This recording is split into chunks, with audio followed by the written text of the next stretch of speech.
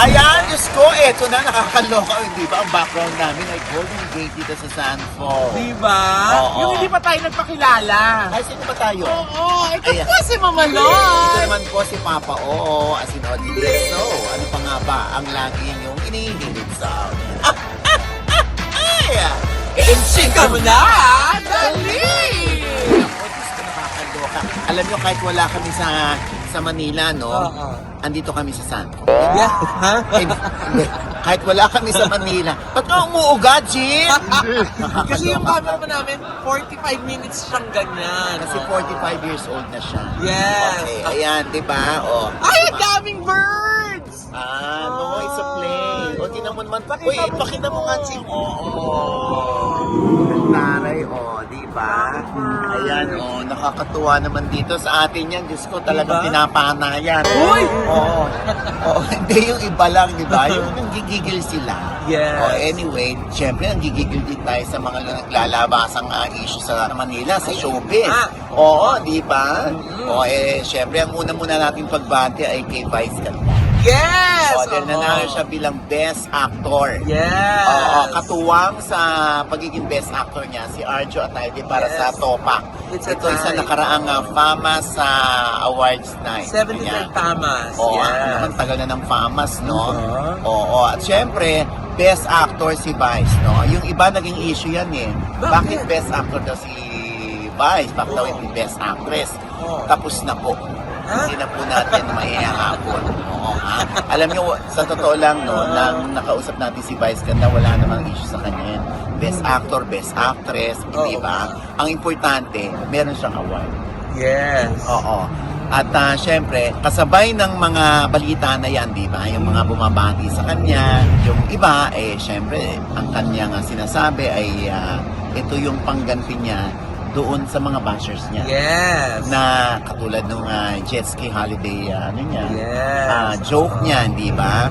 Pambawi niya yan, di ba? Talaga namang, alam niyo, sa totoo lang, si Vice Ganda ay parang immune na sa mga naglalabasang intriga o sa mga bashers niya. Hindi pa siya naapektuhan kahit konti. Syempre, alam mo, ako sa totoo lang, no? Pag inamin mo na naapektuhan ka, lalo kang ibabash. So, kailangan matibay ang dibdib mo rito. Dahil kahit naman kami, naapektuhan din kami, kaya lang kailangan namin tumibay ang dibdib namin, lalo na kung ang dalawang paa namin nakasawsaw na dito sa SOCMED. Oo, kailangan open din kami sa kritisismo, sa bashing. Oo, pag magpapasko na nga, may kanta yung mga bashers na yan. Yung mga bashing, bashing through the snow. Dashing yun, Nay! Dashing ba? Pinalitan na. Oo. Anyway, ayan. So, katulad yan, no? Yung iba talagang sinishare pa yung post si Sir Jack Ano Argota. naman? Binati niya si Vice na congratulations, Sir Vice, Ay, ano yun, for Nay? being the best actor. Sincere ba yun, Nay? O medyo sarcastic? Alam ko si Sir Jack talagang gusto niya ng engagement. Feeling ko lang gusto niya engagement, gusto niya maraming pumatol sa kanya, kahit bashers yan, sa kanya, wini-welcome niya yon, good or bad yung comment sa kanya. Gusto niya yan. Sa tingin ko naman, Nay, kung happy si Meme na tinanggap niya yung Best Actor trophy, kebs lang sa kanya kung tinawag siyang Sir. Diyos ko, Diba? alam mo, sa totoo lang, wala rin naman, sa mga lang naman yan sa mga hindi kasi nila ma-achieve yung look ng isang babae. Kaya hindi sila natatawag na ma'am. Sa akin lang yun Diyos ko, ako na may bamas ko mga LGBTQ. Alam ko for us Hindi, actually naman, I think ang sentiment ng lahat na karamihan din sa atin sa LGBTQ is, di ba, kung paano mo gustong ma-acknowledge, yun yung, dun ka lang nagkakaroon ng issue, di ba?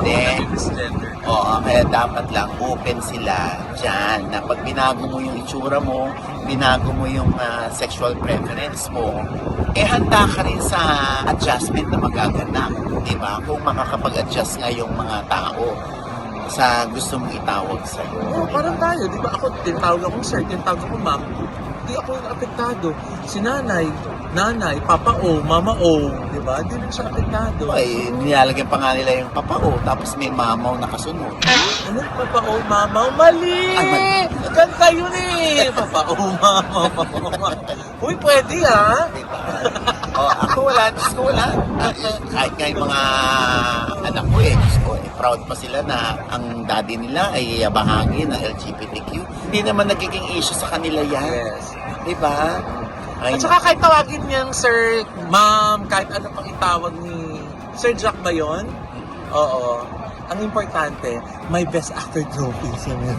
at ang importante kay Sir Jack, Oo. napansin siya. Oo, naging engaging yung kanyang pagbate. O diba nanalo ka to? Ah, Ayun ang fans, diba? Ay nako, grabe, lumilipat talaga yung mga hair natin dito. akala niyo po ba? Akala niyo po ba malamig? Hindi po. Napakalamig. Naninigas naman. Hindi ko na maramdaman yung kamay ko. Sorry, Diba? I was born in Siya, oh. Alaska. Grabe. I was born in Alaska, darling. Diba? I'm so used to this Ako, I'm kind of not. weather. I'm so Yeah. cold. And I used to drink milk like Uy! carnation. Hala, Even wala if I nga was kayo dating born. bigas. Ay, nako. Oy, nako, eto na nga, nakakaloka, di ba? Na-hospital si Claudine Barreto. Ay, Get oo. well soon, Claudine, ha? Miss Cloud, get well Oo, soon. pinost nga ni Claudine, ito raw ang itsura ng isang nasa depression na state. Yun Ika daw ang nga. mukha ng Yun daw ang depression. mukha. O, ayan, o. O, hindi nyo lang alam, si Claudine kasi, grabe yung workaholic. Grabe din yung magmahal ng kaibigan. At saka warrior din siya, di ba? Para sa ibang Warrior tao. Sa ibang tao. Kaya nga sinasabihan siya ng mga friends niya, Claude, bakit alalang-alala ka para sa ibang tao? Ba't nakikipaglaban ka para sa ibang tao? Bakit para sa sarili mo? Hindi mo kayang ipaglaban ang sarili mo. Yun na nga, yung lumalabas na yung mga issue. Yung issue niya sa kanyang strange husband na si Raymond Santiago. At saka na yung isa din panawagan ni Miss Clau, yung don't be judgmental dun sa ibang mga netizens, di ba? Kasi nga, sa amidst dun sa pinost niya, may mga iba pa rin na nababash. Tapos, hindi ko biro yung yung mental health issue. Dati naman inamin na ni Miss Clau na nag-seek na siya ng professional help for depression noon pa, di ba? So, ngayon, yan ulit yung reason kung bakit siya na-confine.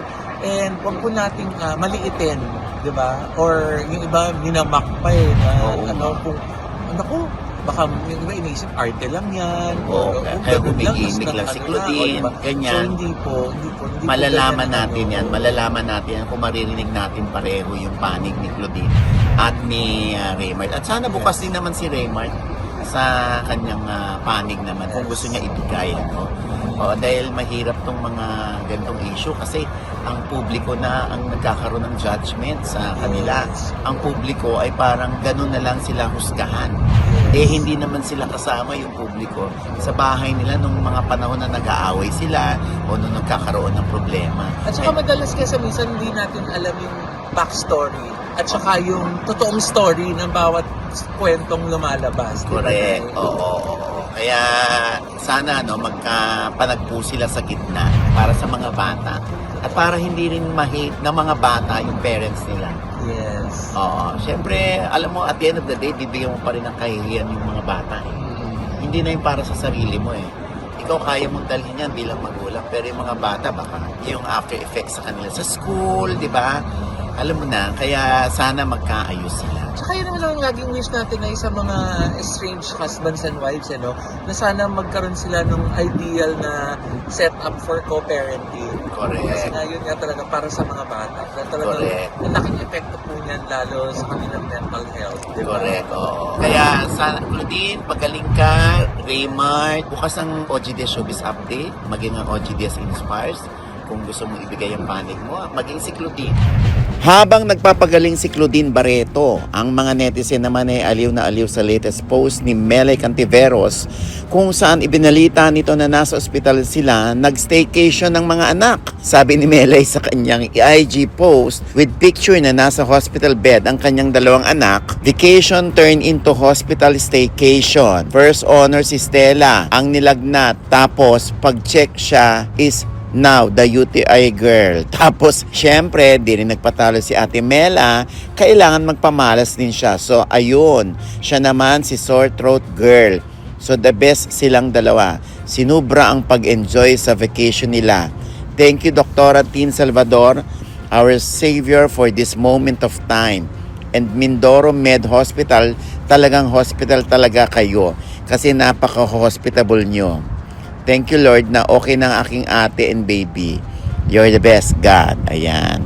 Nakakaloka talaga si Mela. Pati ang mga netizen, imbis na mag-get well soon, tawa lang ng tawa. Ayan, eto na nga, Niloy. Maiba tayo, no? Ano yun? Oo. Okay, kasi nga lumabas yung kay Enrique Hill na pumirma si Enrique ng 10 movies na MQuest Oo. na pag-aari ng TV5 o yung sister company ng TV5. Yes. At naudlot nga yung supposedly gagawin na teleserye ni Enrique Hill sa ABS-CBN. Pero, syempre, sabi ng ilang Ay, may helicopter! ayan po, oh. Ayan naman yung golden helicopter. Ha? Orange Orange helicopter. Mamaya, yung mga kalapati na yan, magiging orange yan. Ay, Oo. Ayan. at kung nag-clear na yung sky, sobrang namin kasi kayo nagkakag eh. Oo. At saka yung buhok natin. Oo, just Kanina pa buhok nakakain na natin yung buhok natin. Oo. Ayan. So, mabalik nga tayo dito, no? Oh, ano nangyari kay Enrique? Hindi. Gustong sabihin ng manager ni Enrique Hill, si kaibigang Ranvel Rufino, na TV ang alok ng ABS-CBN kay Enrique. At movies naman ang gagawin ni Enrique sa MQuest. Oh. Sabi ko naman, wala namang problema dito, no? Kaya lang, yung word of honor ni Enrique, nagagawa siya ng series, TV series sa ABS-CBN. Kasi nga may mga nakausap tayo dyan na parang nagtatampo sila kay Enrique kasi parang something like binigyan pa si Enrique ng chance na mag-pitch ng sarili niyang story, ng concept niya. Dahil nga, open naman ng ABS-CBN, sige, ibigay mo yung concept mo at pag-approve sa amin, di go.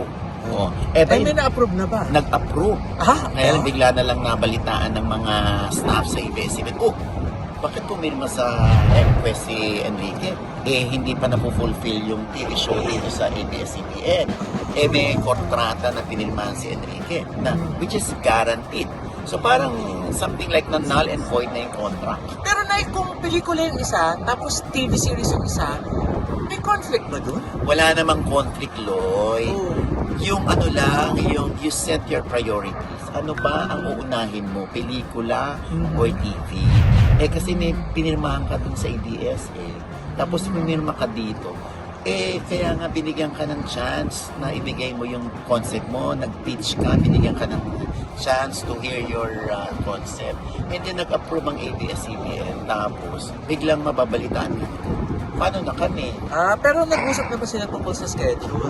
Diba usually pag meron ka naman ginagawang serye, tapos meron kang gagawin ng pelikula, binabangga yung schedule mo sa TV at saka Oo nga. Kaya lang, ako as a manager din, siguro para lang hindi ako makasira ng pangako o meron akong word of honor.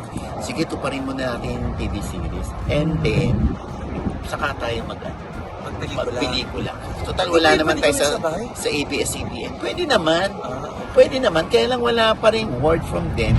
Ano ba? Kailan ba namin umpisa ng TV show? Pumirma ka ng 10 movies ko. Alin bang uunahin mo sa dalawa? Kaya ako kung siguro, pampataas lang naman ng ng premium, gawin ni Enrique yung TV show. At pag nakita yun, di ba, mariremember ulit si Enrique Hill as a solo star, hindi na as ka-love team of Liza Soberano. Kasi nakagawa na siya. Di ba? all set na ba yung series? Nakakasa na? Oo, pati nga yung mga makakasama ni Enrique, nag-iintay na lamang daw. Sabi ng mga production staff sa akin.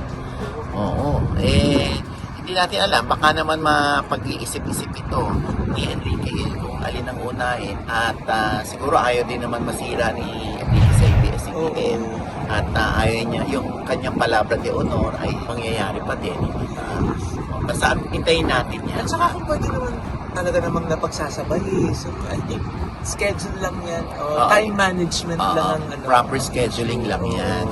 diba? Para everybody happy, di ba? Oo. Correct, oo. At ito pa isang balita, Loy. Ay, ano yan? Eto. Yes, te! Tayo na naman ay naimbitahan sa media conference ng Sins of the Father Season 2. At sa Season 2 na ito ay ipinakilala na ang mga bagong papasok na karakter. At ito na nga ang mga bagong karakter na aabangan natin sa Season 2 ng Sins of the Father. Sila Ace Carrera, Ashton Salvador, Vivek Caravanes, Ruby Ruiz, Junjun Quintana, Joel Saracho, Binsoy Namuka, Dylan Iturralde, Colette Madelo, Rain Parani, Lay Ang, at si Barbie Imperial. Kaabang-abang ang mga gaganapan ng mga bagong papasok na karakter. Tulad na lang ni Lay Ang, na mabait daw siya rito, pero may twist ang kanyang karakter. Ganon din si Barbie Imperial.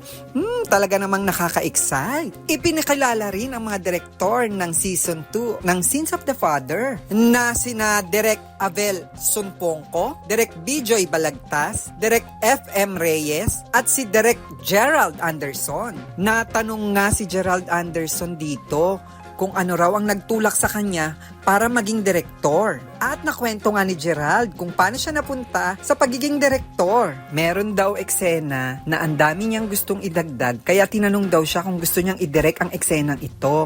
At sinabi niya naman na yes. Kaya ayan, isa na rin siya sa mga direktor ng Sins of the Father. At syempre, andito pa rin ang main cast ng Season 1 na sina Elison De Dios, L.A. Santos, JV Kapunan, Jeremiah Lisbo, Malu Crisologo, Nico Antonio, Gerald Napoles, at Joko Diaz. Siyempre, kasama rin si Lotlot De Leon. At makakasama pa rin nila sina Seth Fidelin, Francine Diaz, Shaina Magdayaw, RK Bagatsing, Jessie Mendiola, JC De Vera, at si Gerald Anderson. Ang media ko na ito ay hindi lang pagpapakilala sa mga cast, kundi nilibot din kami sa location. Ang bongga ng location, ginawa talaga nilang parang scam hub. Merong casino sa loob. Meron din dito na parang call center. Ito daw ay para sa mga lab scam. Nakakaloka kasi habang nililibot namin ang location, Diyos ko, inaalok kami na mag-invest talaga sa kanila. So para ka talagang ini-scam. Meron din ditong tulugan at syempre ang kainan. Akala mo talaga nasa loob ka ng scam hub. Ang bongga-bongga talaga. At eto pati, nakausap ko si Direk FM Reyes at si Miss JRB. Naku, talaga daw lagi silang nanonood sa atin, te. At updated sila. Naku, kaya kaabang-abang tong Season 2 ng Sins of the Father. 9:30 yan ng gabi. Pagkatapos ng It's Okay to Not Be Okay.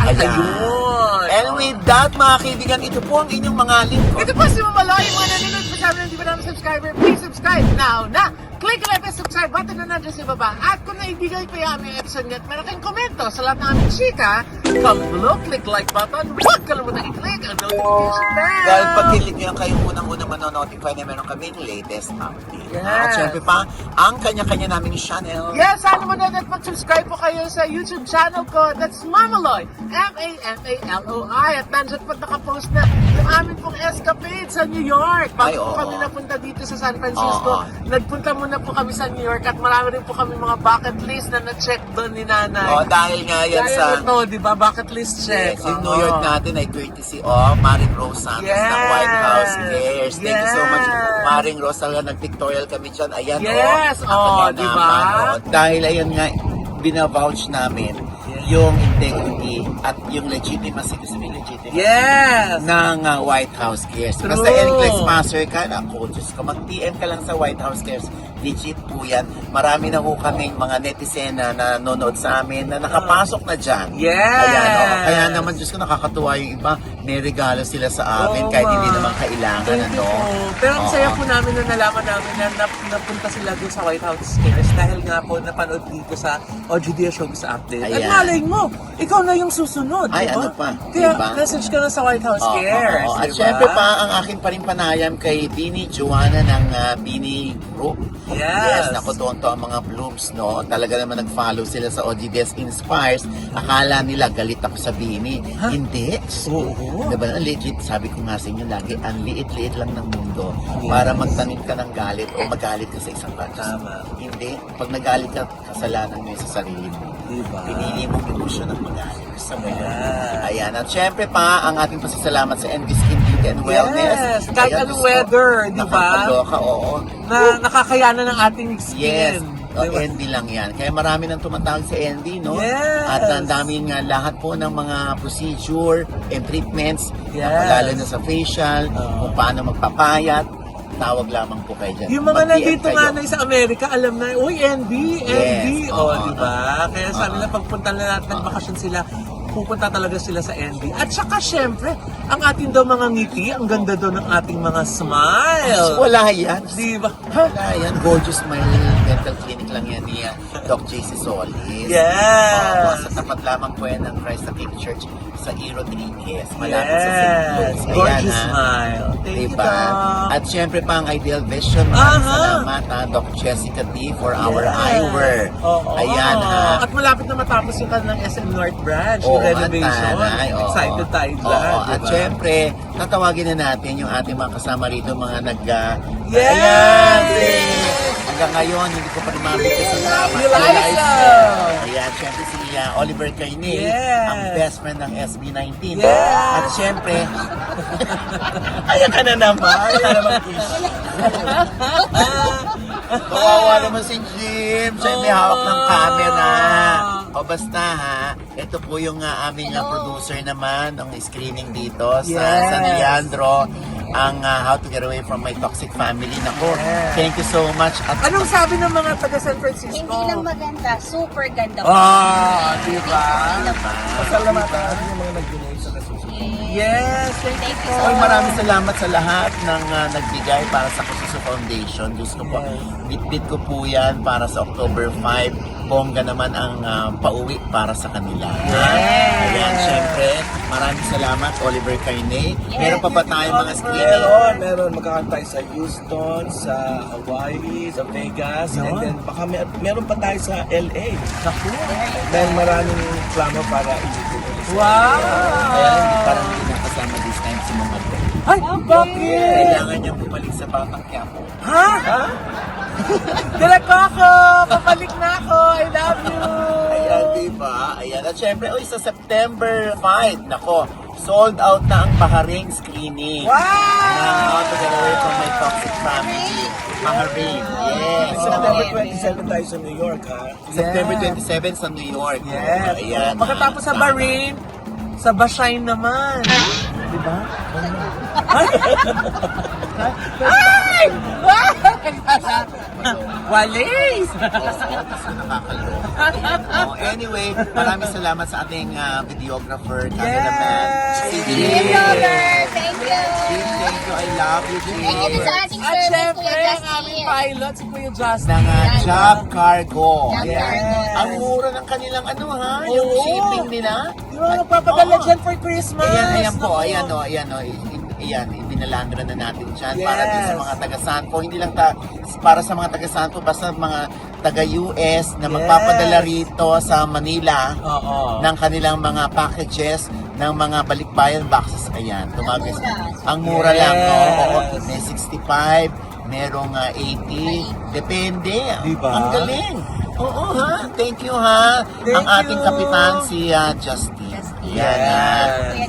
Justin. Oo, ayan. At syempre pa, namit natin maraming salamat kay Rita Lerma. Lerma! Lerma, Thank you sino po. pa ba? Numbers Enterprises. Sino pa ba yung mga producers na meet natin? Si Cindy nag-donate siya ng 250. Wow! Wow! Si ano, di ba? Si Tita Lerma, Si Tita Lerma. 500. Wow! Oo. Sino pang ibang producer? Yung kakilala mo. May Ay, nag-follow naku. ka. Ay! Account number. Sabi niya, sino pa ba?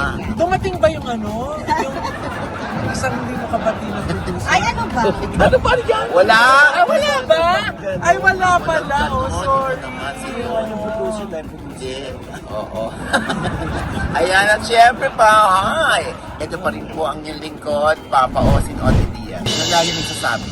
At nagpapaalala sa inyo na sa tuwing gigising po tayo tuwing umaga, huwag na huwag po tayong makakalimot ha, na magpasalamat sa Panginoon dahil tayo kanyang ginising. Ibig sabihin, may mission pa rin po tayo sa buhay. Sabay sabing, every gising is a blessing! At ano pa nga bang lagi niyong inihiling sa ay! Chika mo na!